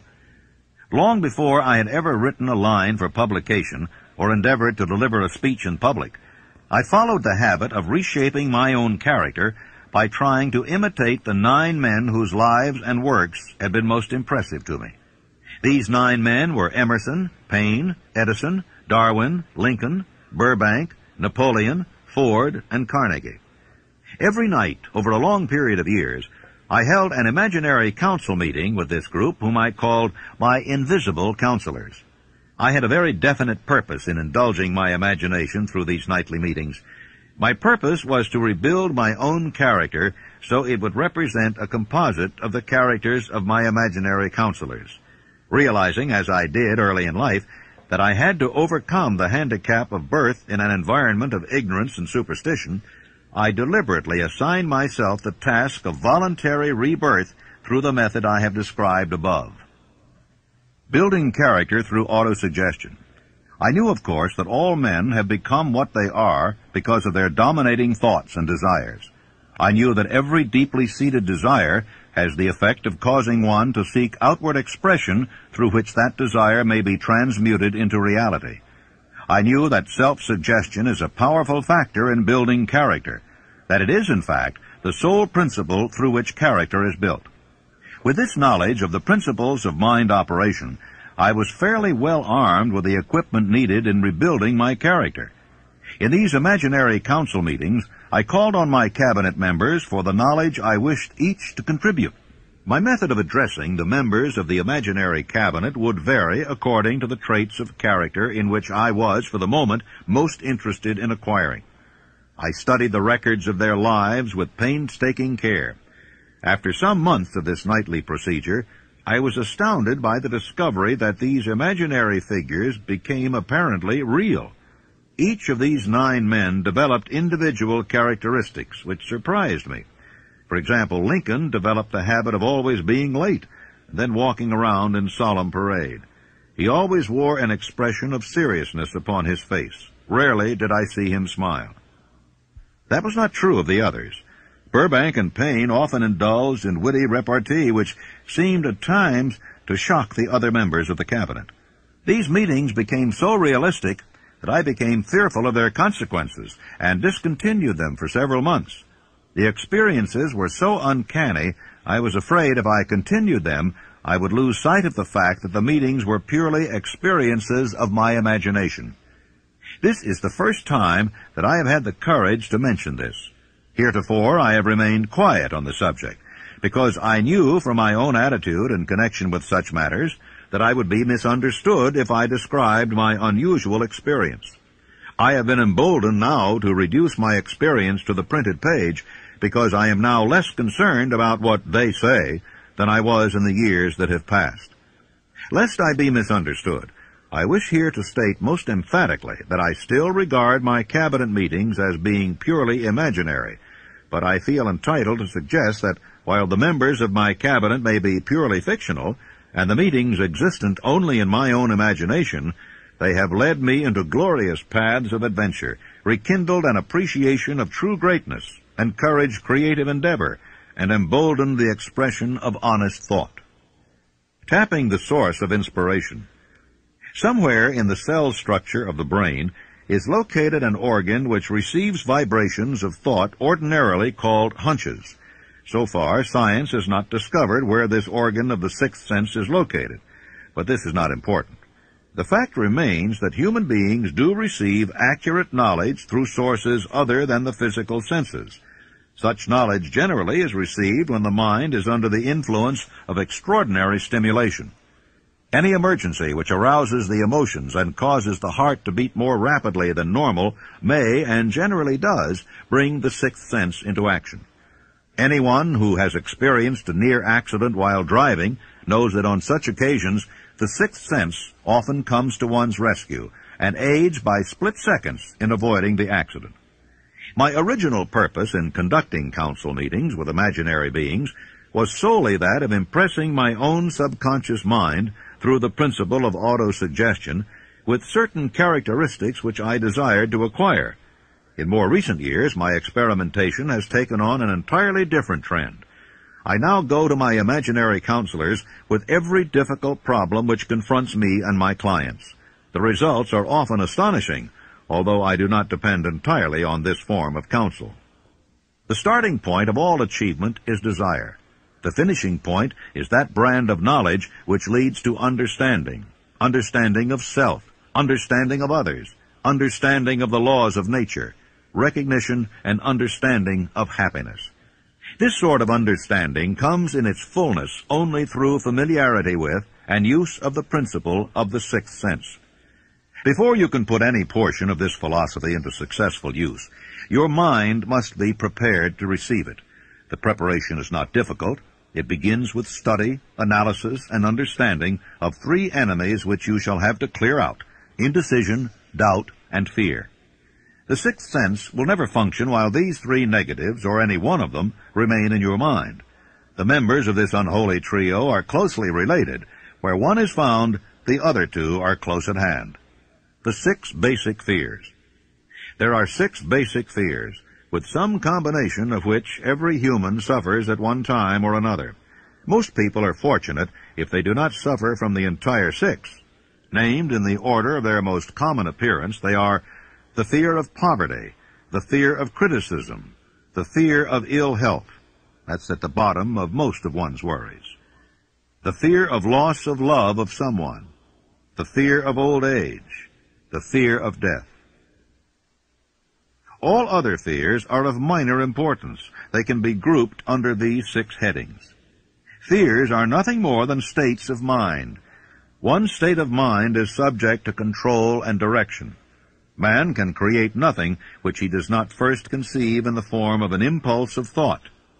Following this statement comes another of still greater importance, namely, man's thought impulses begin immediately to translate themselves into their physical equivalent, whether those thoughts are voluntary or involuntary.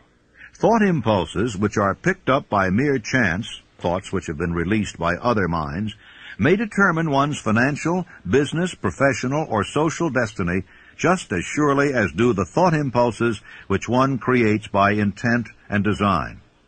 We are here laying the foundation for the presentation of a fact of great importance to the person who does not understand why some people appear to be lucky, while others of equal or greater ability, training, experience, and brain capacity seem destined to ride with misfortune.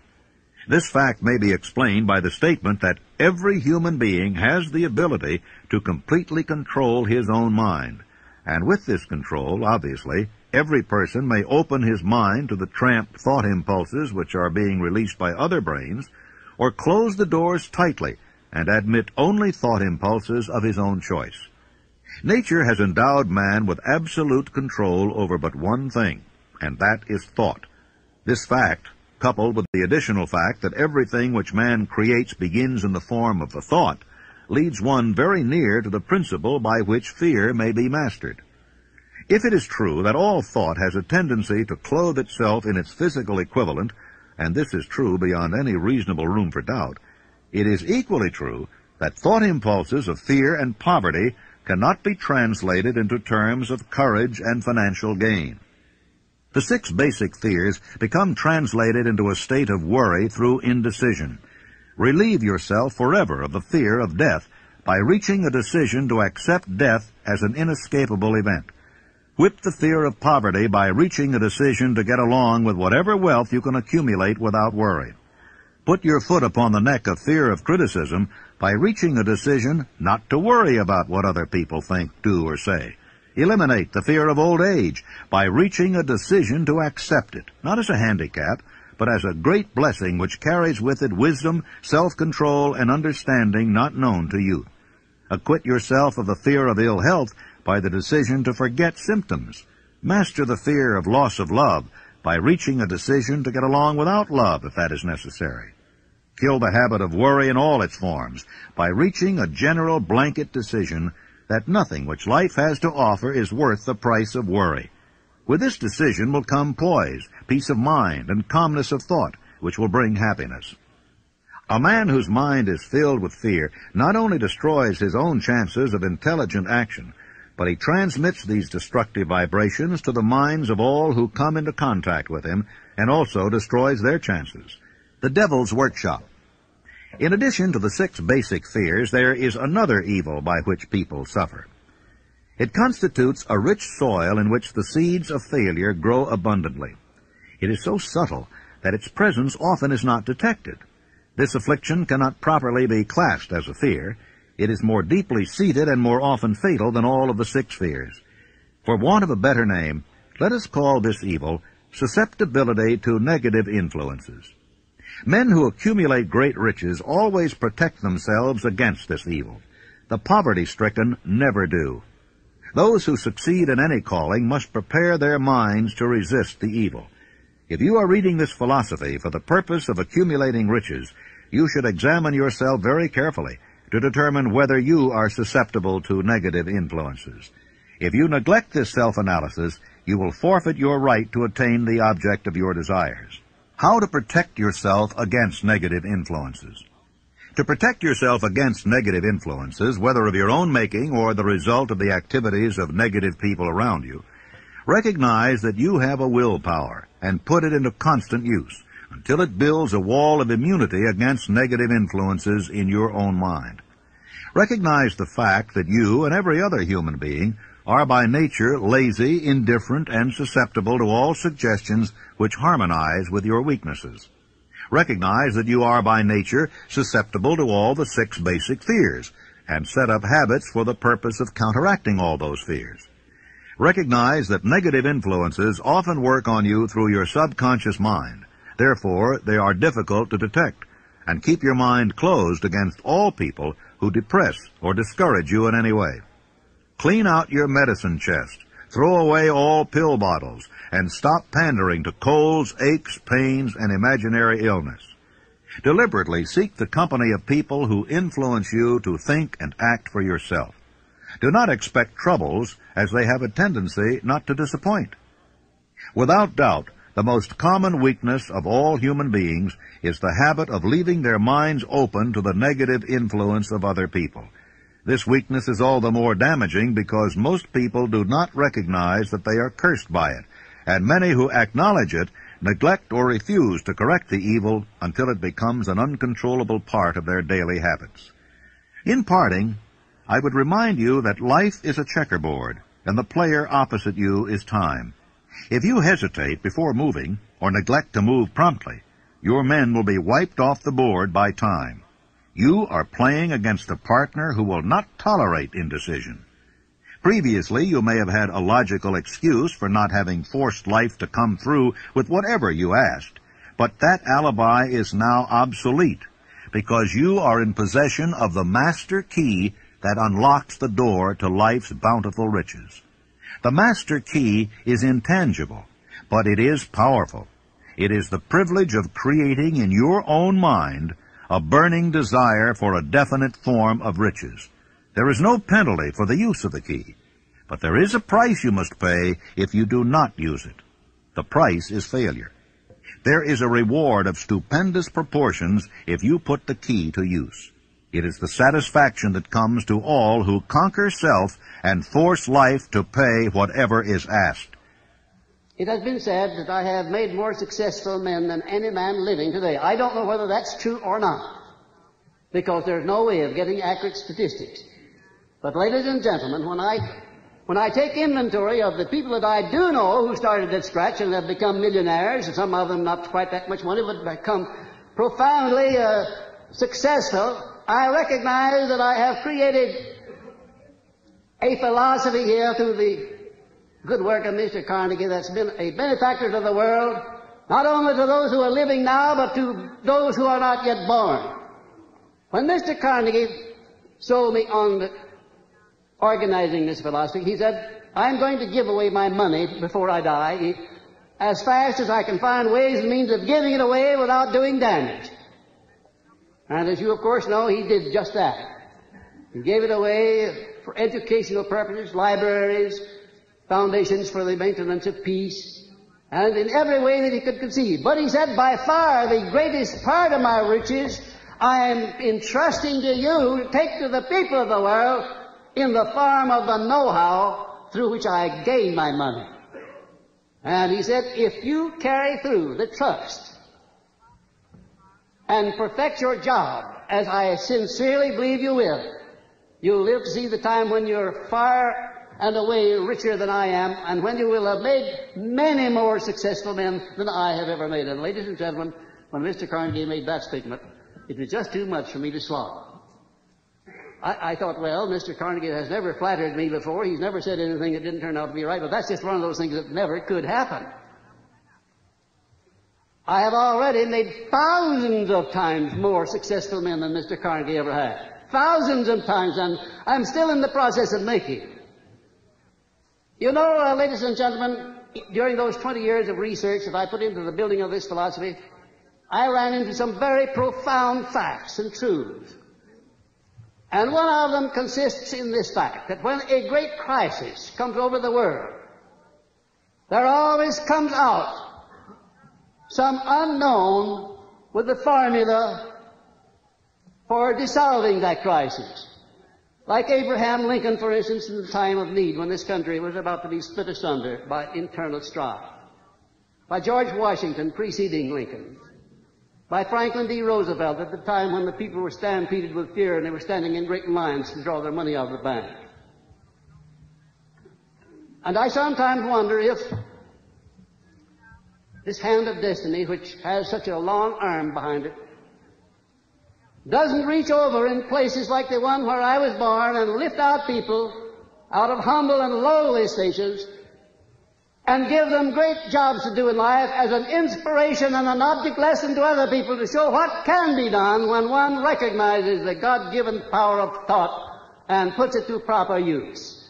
Because if you really and truly tune in on the main line of my source of faith and my source of enthusiasm, become indoctrinated with this philosophy, no matter what it is that you're doing in life, what it is you want to do, you'll find the way always open, and I thank you very much.